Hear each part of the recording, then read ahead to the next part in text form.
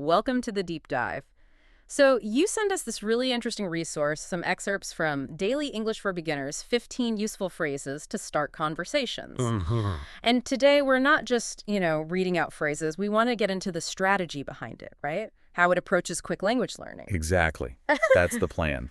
This material, originally from Anna and Mark on Casual English Talks, seems designed for that beginner who needs results, like fast. Right. Maximum impact, minimum time investment. Yeah, we're looking at the method they're promising, this sort of shortcut to talking immediately, focusing on those really practical conversation starters. And the whole thing seems to hinge on this number, 15. 15 simple, friendly phrases. That's the promise, right? To help you start conversations easily. It feels very focused. It really does. And what's interesting, I think, is how they immediately say, look, you can't just absorb this passively. Uh-huh. They give you a very clear framework. You have to listen, repeat, and speak. So active learning from the get-go. Absolutely. This isn't stuff you just file away mentally. You're meant to use it, like right now. Okay, let's unpack this then. If the goal is quick, functional fluency, why 15? If they're simple phrases, maybe 25 would give more confidence. Or, heck, maybe just 5 for the real basics. Well, 15. It feels quite tactical, doesn't it? It's like hitting a cognitive sweet spot. Okay. Think about it. If they threw 50 phrases at you, especially as a beginner, you'd probably just, shut down, overwhelmed. Yeah, information overload, totally. Right. So 15 acts as a kind of constraint. It forces you to focus intensely on these specific high-impact tools. It's enough to feel like you could do something, but not so much that you just give up before starting. It's like an anti-overwhelm strategy built in. That makes a lot of sense. It lowers the psychological barrier. You're not tackling the whole language, you're just mastering this small, specific toolkit. Exactly. But let's circle back to that listen, repeat, speak part. Isn't asking learners to speak right away a bit risky? What if someone just wants to soak it in passively first? Yeah, that's a fair question. But, learning a language isn't quite like reading a history textbook, is it? No. You can know the theory of how to speak, but if you don't actually practice making the sounds, working those muscles, getting the rhythm, that knowledge just stays theoretical, inert. Right. So insisting on active practice, on speaking right from the start, that's what really separates this kind of resource from just reading a book. It forces you to actually embed the sounds and patterns, which is critical if the goal is to, break the ice in a real conversation. It's like knowing the theory of swimming versus actually jumping in the pool. Perfect analogy. You Yeah. need that applied practice. Yeah. Because when you're standing there, maybe in a queue somewhere, feeling a bit stressed, you don't have time to mentally conjugate verbs. No way. You need those first few words instantly, on recall. And this resource seems designed exactly for that kind of moment, that social pressure point. And that goal is so specific. Yeah. To start conversations easily. It's not promising deep philosophical debates or anything. No, definitely not. Which must take a huge weight off a beginner's shoulders. It's just a tool for that initial step, breaking the ice. And the immediate practicality is fascinating. For you, the learner who needs results quickly, this prioritizes function just starting over having a massive vocabulary. Right. If you can just initiate that contact, you've kind of won half the battle already, haven't you?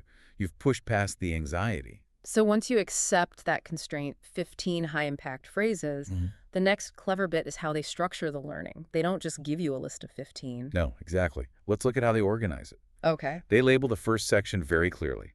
Part 1, warm-up greetings and first words. Now, that's a really smart structural move. Warm-up. Yeah, that definitely implies something preparatory. Right. Low stakes, you're building a bit of confidence, getting fluent with the absolute basics before you tackle anything, harder. It makes you think of tuning an instrument before playing, doesn't it? You wouldn't launch into a complex piece, the main conversation, without first just being comfortable making a sound, acknowledging the other person. Precisely. And if you think about what those first few greetings and first words must be, well, it makes sense why they'd build confidence quickly. They're not random. They're social essentials. So what kind of phrases do you reckon have to be in that warm-up section to make it high impact? Oh, they'd have to be super common, really short, and applicable almost anywhere. Yeah. I'd bet my bottom dollar the first few are just standard acknowledgments. Like, hello, good morning, that sort of thing. Exactly. The basics you need just to get your foot in the door conversationally. Excuse me, probably. Simple greetings, okay. Makes So- sense. But it's probably a bit more than just hello. If you're starting out, you need basic politeness markers immediately, too. So I guess the warm-up almost certainly includes the magic words. Thank you, please. Yep. And maybe, just maybe, a simple way to signal you're a learner. Something like, sorry, my English isn't great, or sorry, I'm just learning. Ooh, hold on. Including a phrase to admit you're still learning. Why is that so crucial for a beginner's warm-up? That's interesting. Because it manages expectations right away. Think about it. You use one of your new phrases, say, how's it going?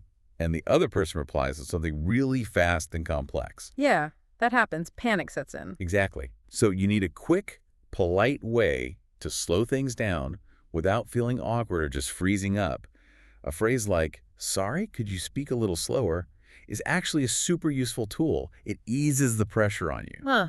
That kind of shifts the dynamic, doesn't it? Instead of feeling overwhelmed by the language gap, you actually have a tool to manage the interaction. Right. And that's right there in the first few phrases. So it's teaching you politeness and pace control from the start. That's the strategic genius of calling it a warm-up.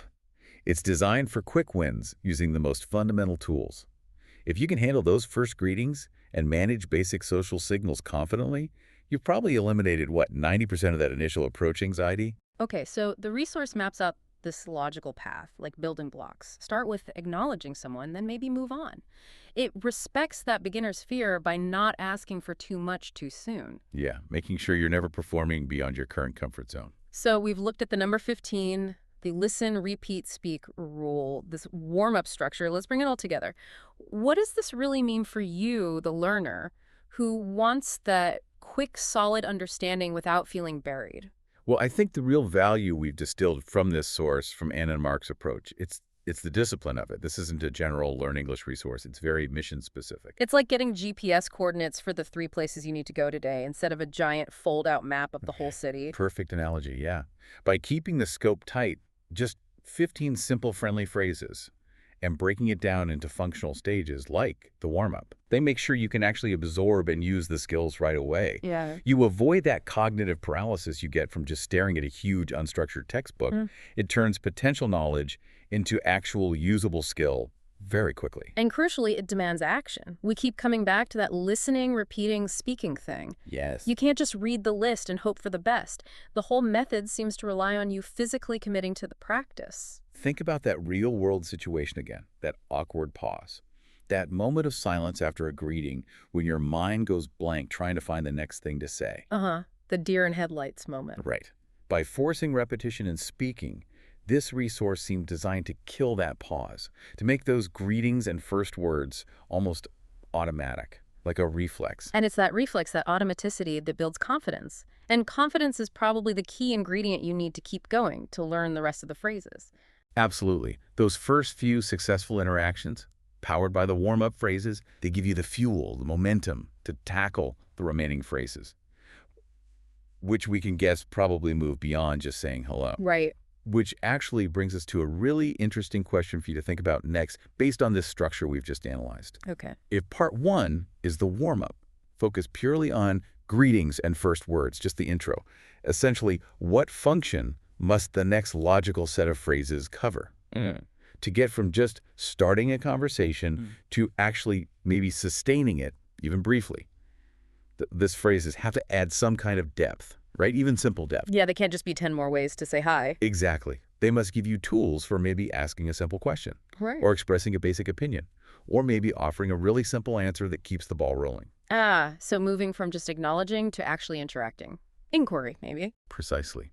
What are those next few minimal but high-impact phrases that let a beginner ask for basic info, state a simple preference, or just, respond in a way that continues the dialogue? The strategy has to shift from just breaking the ice to maybe finding a way to stand on it for a moment. That's a great puzzle. It really shows how much thought can go into crafting even what looks like a simple list of phrases.